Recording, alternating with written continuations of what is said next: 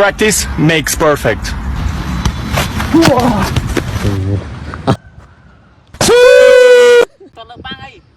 Tao phải bỏ sao đây.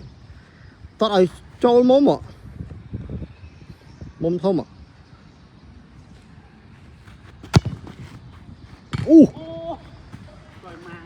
Em lời. Chưa đó. Tập practice make perfect.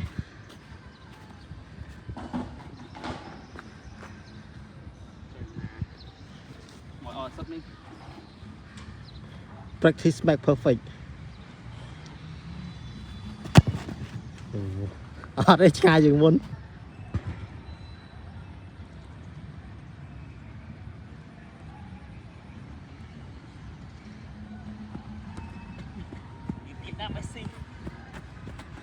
Ở đây đôi giờ vậy đi chơi mấy.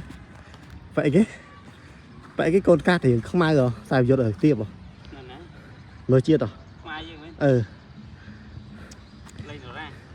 Nâng đồ chơi mà không một khăn này không cảm rá đồ chơi mà nên thì khám sai đâu rồi. À khỏi đi kia.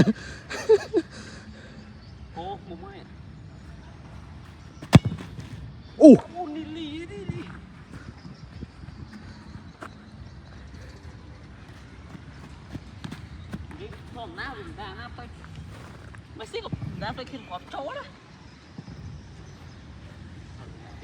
Chẳng phải khai dương hai mai xí đài ấy. Ok.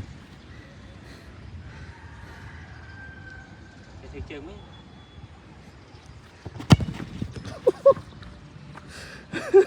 Khát.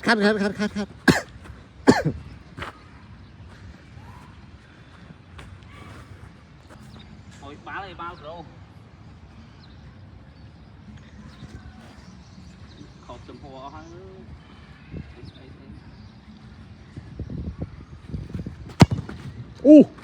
Này. Lời. Vào tháng 3 này. Xuống với.